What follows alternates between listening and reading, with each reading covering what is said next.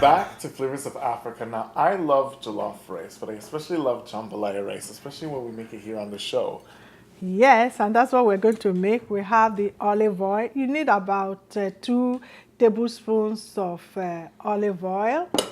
To that, we're going to add some ingredients, and Kevin is going to add the onions. Here is the spoon. Yeah, just go ahead, be generous.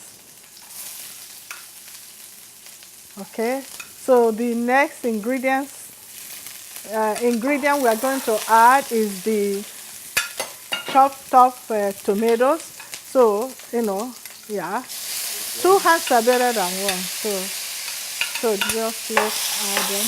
So you're gonna be mixing it. Well, give me the spoon while you're mixing. I will be adding.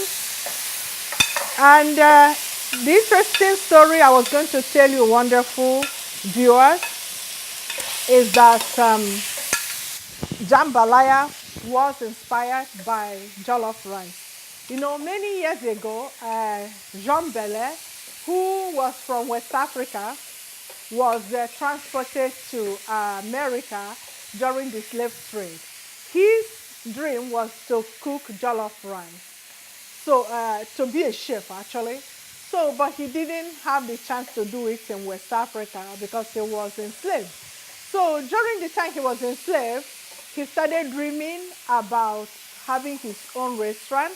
Lo and behold, during the end of slave trade, he was able to have his own restaurant. So I'm going to add the mushrooms. So you can see we've added all the ingredients. So we are going to cook it down. So after it's cooked down for about 5 minutes, we will add the tomato paste. I haven't forgotten the story because, it's a very inspirational story, the story of Jean Belair and Jambalaya. So I'm going to add the tomato paste. So while you are mixing that, I'm going to add our special spice. It goes with everything we make here on Flavors of Africa. And remember, it's www.flavorsofafrica.ca if you want to get a hold of this delicious spice.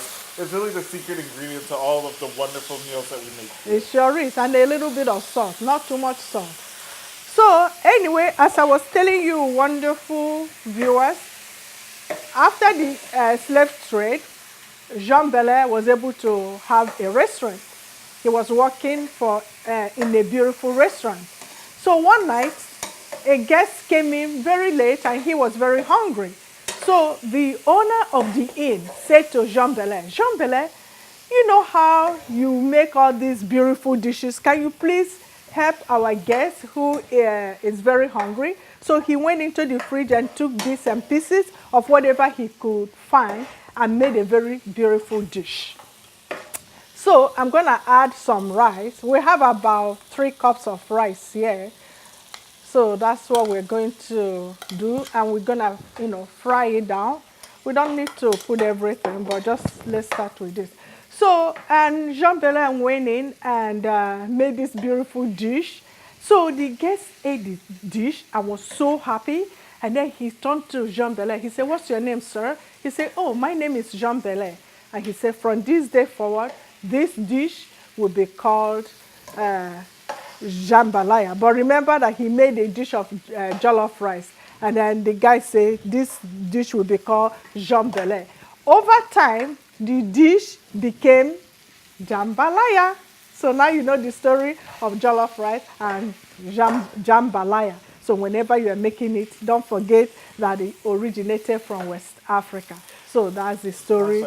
And that's a wonderful story, and it's inspirational. Yeah. And I'm just gonna mix it Yes. more to the bottom. Yeah. But I kind of have other debates with my African brothers and sisters about which dish I prefer more. And personally, I love the jambalaya more. Yes, jambalaya, because of the special spices that we use, and that gives it the punch, okay? And we have coconut milk, and that's another secret to our jambalaya.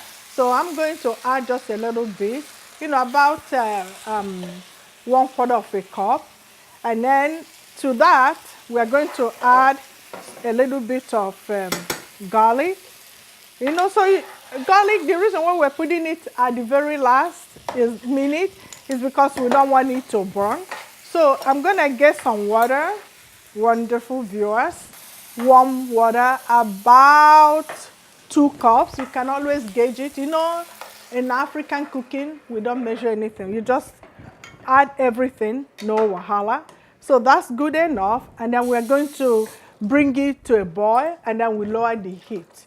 So I am going to cover it off. So thank you so much, Kevin.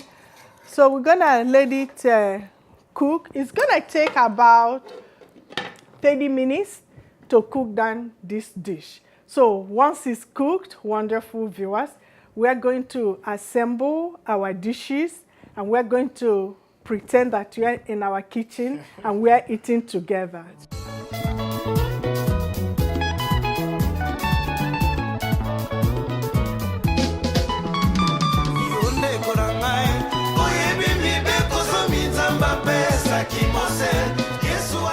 Welcome back. We've cooked a lot of amazing things here. We have our signature delicious jambalaya dish garnished with beautiful greens.